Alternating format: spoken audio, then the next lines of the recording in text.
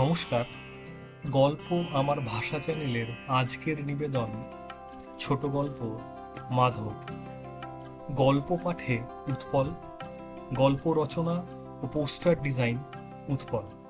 শুরু হচ্ছে আজকের ছোট গল্প মাধব। অবশেষে 15 দিন পরে 3টে হোয়াটসঅ্যাপ গ্রুপ, দুবার জায়গা বদল। এর এই সমস্যা তো ওর ওই দিন হবে না। এই সব শেষ করে ঠিক হলো যে একদিনের জন্য দীঘা যাওয়া হচ্ছে। সকাল 6:45টায় ট্রেন সাঁতরাগাছি থেকে শনিবার ধরা হবে। ওই দিন রাত্রে থেকে পরদিন রোববার ফেরা হবে। গন্তব্য ঠিক হওয়ার পর আবার শুরু হলো আর এক সমস্যা, সাঁতরাগাছি কী করে যাওয়া হবে। এই ফাঁকে বলে রাখি, যেই গ্রুপটি দীঘা যাচ্ছে এটি অফিস কলিগদের গ্রুপ। কেউ বলল বাস, কেউ বলল শিয়ালদা মিট করবে, কেউ বলল উবের ওলা তো আছেই। এই নিয়ে আরও দিন সাথে কাটলো। তারপর ঠিক হলো যে যার মতো স্টেশনে পৌঁছে যাবে। এই কাজটির জন্য আবার একটি গ্রুপ করা হয়েছিল, সেটির নাম মিশন সাঁতরাগাছি। বাহ বাহ, এই যেন টম ক্রুজের স্টোরি লাইনকেও হার মানাবে।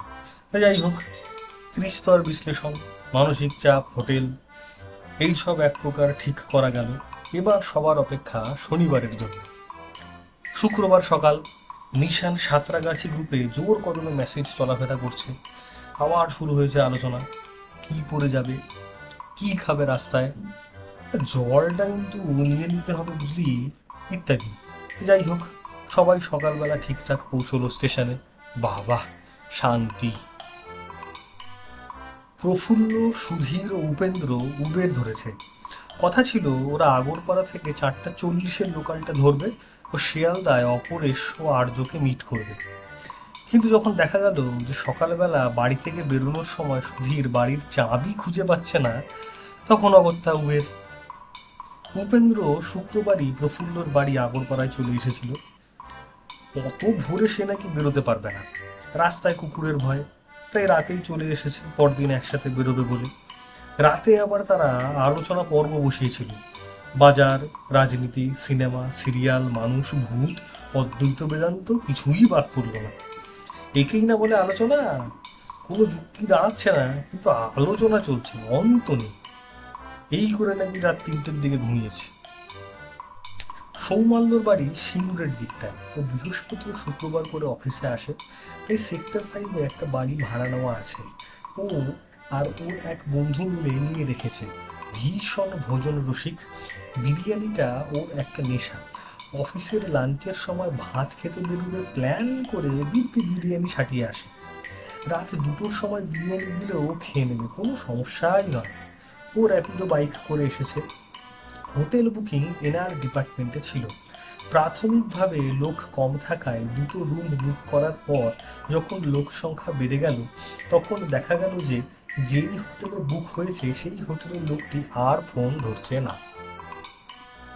এই করে 5 দিন কাটলো, ফোন আর ধরে না। যে হোয়াটসঅ্যাপ নম্বর থেকে বিল পাঠানো হয়েছিল সেটাতেও কোনো উত্তর আসে না। বেচারা টেনশনে পড়ে গেছিল। সবাই ভাবলো ফ্রড কেস, ভুয়ো বিল। কিন্তু 7 দিনের দিন ফোনে ধরা গেল হোটেলের লোকটাকে। বাহ বাহ, বাঁচা গেল। বাকিরা সবাই বলা বলি করছিল এই টেনশনে বেচারা নাকি 5 দিন ভালো করে ঘুমোতেই পারেনি। 7 দিন পর নাকি ভালো করে ঘুমোতে পেরেছে। ভিকির বাড়ি কেষ্টপুর, ও বাইকে করেই এসেছে। ওর সিনিয়র সঙ্গেই যাচ্ছে, তাই একটু কম কথা বলা প্র্যাকটিস করছে, পাছে কিছু মুখ ফসকে বেরিয়ে যায়। অপরেশ ও আর্য শিয়ালদা থেকে ক্যাবে নিয়ে স্টেশনে পৌঁছেছে। রঞ্জনের বাড়ি হাওড়ার দিকটায়, ও সেখান থেকে পৌঁছে গেছে। পৌঁছেই প্রফুল্লকে বলল, দাদা একটা বিড়ি দাও তো। তখন কিন্তু ওর মুখে সিগারেট। ভাত খাওয়ার পর মানুষ যেমন পান খায়, এনার আবার সিগারেট খাওয়ার পর একটা বিড়ি না হলে চলে না। মাঝে মাঝে দুটোও হয়ে যায়। আর যেহেতু প্রফুল্লর বাড়ি নবদ্বীপে এবং সেখানে এক্সপোর্ট কোয়ালিটির বিড়ি পাওয়া যায়, তাই অফিসে এলে সে প্রফুল্ল তাকে আর ছাড়ে না। ভাত না হলেও চলবে, কিন্তু বিড়ি তার চাই চাই। যখন কোনো জটিল কাজ হচ্ছে না, সে 3rd ফ্লোরে গিয়ে মানুষ দেবতাকে যেভাবে ধুনো দেয়, সে বিড়ি ধরিয়ে বলে, হে বিড়ি, তোমার ধোঁয়ায় যেন আমার মাথা খুলে যায়। হেবিদি বুদ্ধি দাও, বুদ্ধি দাও হেবিদি। বাপ রে বাপ, নবদ্বীপের বিড়ির এত সুন্দর ব্যবহার মনে হয় আর কেউ করতে পারবে না। সবচেয়ে কনিষ্ঠ যিনি সঙ্গে যাচ্ছেন মিতাস, সে আবার তার কমফোর্ট জোন নিয়ে চলাফেরা করে। সে তার দুই বন্ধুকে নিয়ে যাচ্ছে। এই নিয়ে সৌমাল্য তো রেগেই ফায়ার। বলেছিল, ও আমরা কি তোর কেউ নই? তাই তো তোর কমফোর্ট জোন নিয়ে চলতে হয়, তাই না? তুই তো আমাদের বন্ধুই ভাবিস না, বলে সেন্টিমেন্টাল হয়ে পড়েছিল। বড় সেন্টিমেন্টাল ছেলে। মিতাসের বাড়ি বাঁকুড়ার দিকটায়। ও আমাদের ডিরেক্ট দীঘায় মিট করবে। 6:45 ট্রেন ছাড়লো। সবাই বসবার জায়গা পেয়েছে। 4 ঘন্টা এখন এভাবেই বসে যেতে হবে ভেবেই বোর হচ্ছে সবাই। 8:05 ট্রেন মেচেদা ঢুকলো। অসম্ভব ভিড়। মনে হচ্ছে গোটা রাজ্যের লোক যেন দীঘাতেই বেড়াতে যাচ্ছে। এই সময় সুবীর ও রঞ্জন জায়গা ছেড়ে উঠে কামরার গেটের সামনে দাঁড়িয়েছে। ব্যাস, তাদের জায়গায় অন্য কেউ বসে পড়েছে। এবার এরা গোটা কামরা জুড়ে এদিক ওদিক করে বেড়াচ্ছে। আর একটু বাদে বাদে এসেই প্রফুল্ল বিকিকে খোঁচা দিয়ে বলছে, এই ওঠ না ওঠ, একটু বসি, ওঠ না ওঠ। সৌমন্য খেপে গিয়ে বলল, বেশ হয়েছে, আরো করো এরম, থাকো এবার দাঁড়িয়ে। অবশেষে 11:15 দিকে ট্রেন নিউ দীঘা স্টেশন পৌঁছল। নামার সময় মনে হলো যেন পুজোর সময় হাতিবাগানে এসে পড়েছে। এক্ষুনি মনে হচ্ছে ঠেলে নিয়ে গিয়ে ফেলে দেবে সমুদ্রে।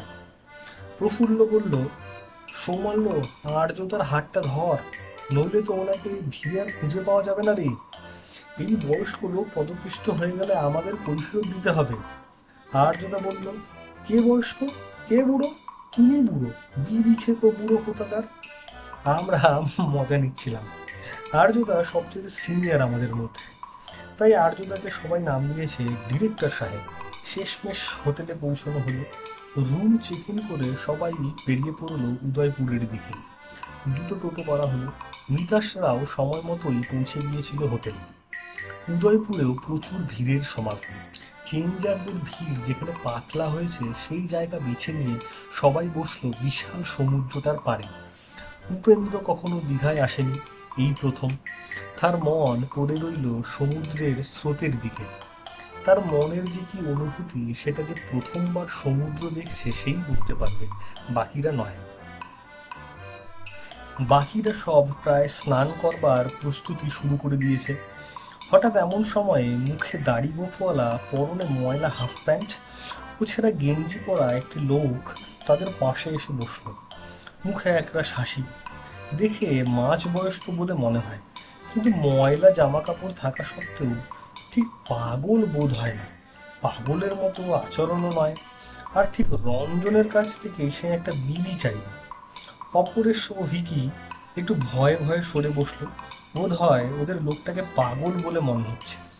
অনাহারের ছাপ স্পষ্ট। কি করে, কোথায় যাবে, এখানে কি করছে প্রশ্ন করাতে কিছুই বলে না, শুধুই হাসে। হঠাৎ চারিদিকের আকাশ কেমন যেন হয়ে উঠল। বাতাস বইতে শুরু করলো। এ ঝড়ের বাতাস নয়, উত্তপ্ত মধ্যাহ্নে মন শীতল করা বাতাস।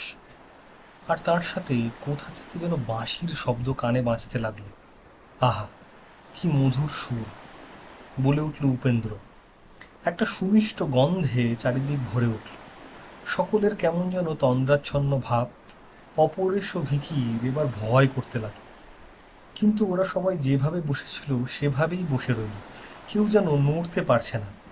মনে হচ্ছে সব দৃশ্যপট বদলে যাচ্ছে। তারা তন্দ্রার কোলে ঢলে পড়ল। কিছুক্ষণ পর যখন সবার হুঁশ ফিরল, দেখল তারা একটা ছোট নৌকো।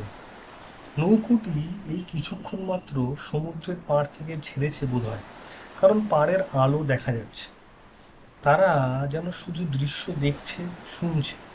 তাদের শুধুমাত্র উপস্থিতি আছে, কিন্তু কোনো শরীর সেই নৌকোয় দেখতে পাচ্ছে না। তারা শুধুই ঘটনার সাক্ষী হয়ে আছে।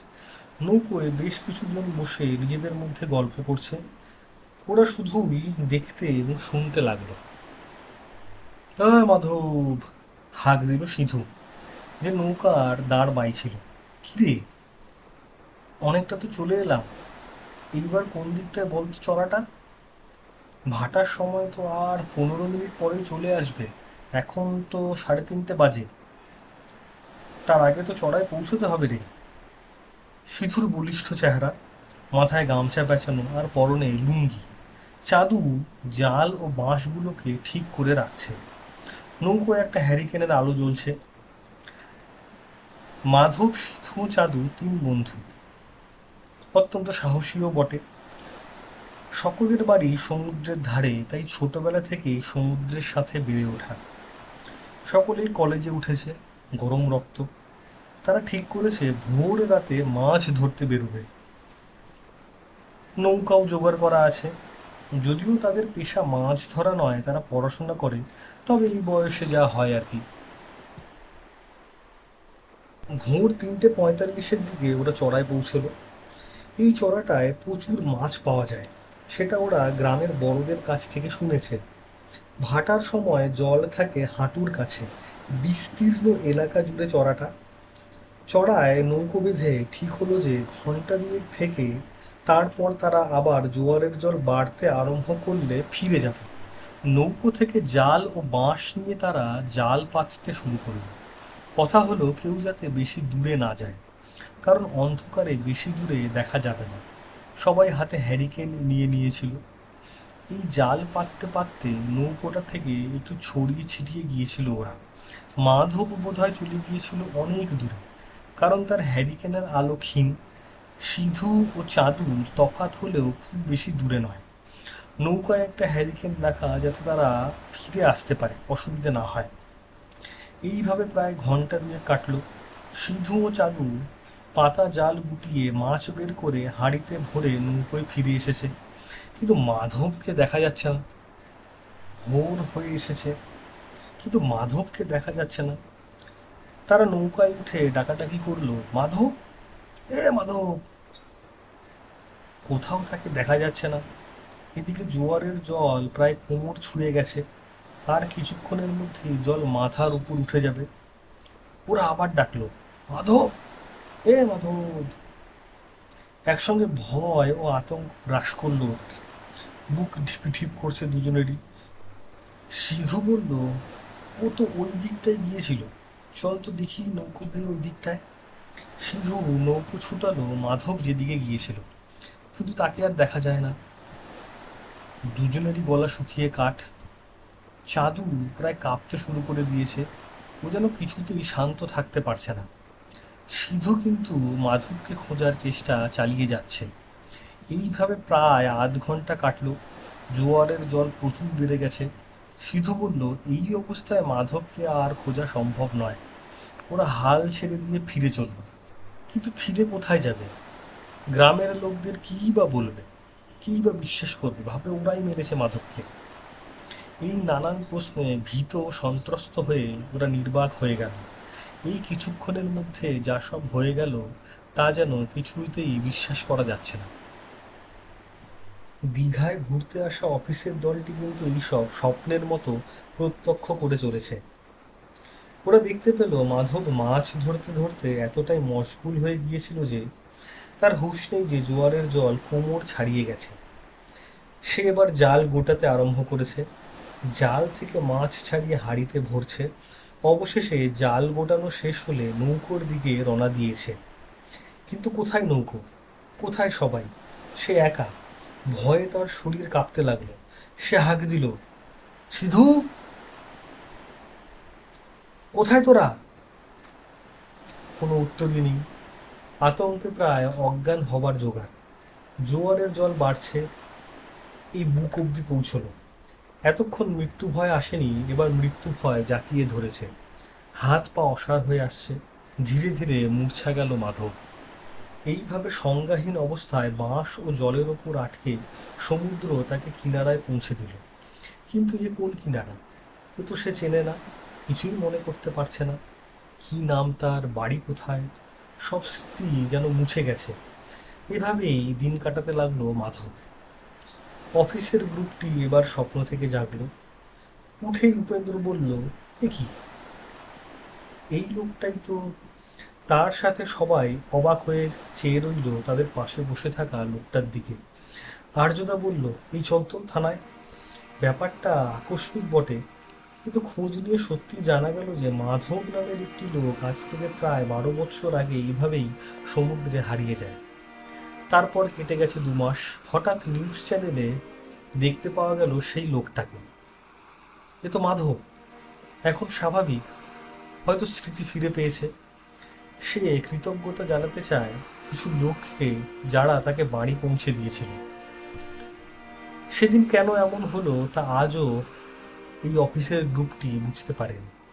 হয়তো বিধাতার এটাই পরিকল্পনা ছিল। আজকের গল্পটি যদি আপনাদের কাছে ভালো লেগে থাকে তাহলে প্লিজ লাইক এবং সাবস্ক্রাইব করুন। আমরা চেষ্টা করছি আগামী দিনে আরও সুন্দর গল্প আপনাদের কাছে উপস্থাপনা করার জন্য। ধন্যবাদ।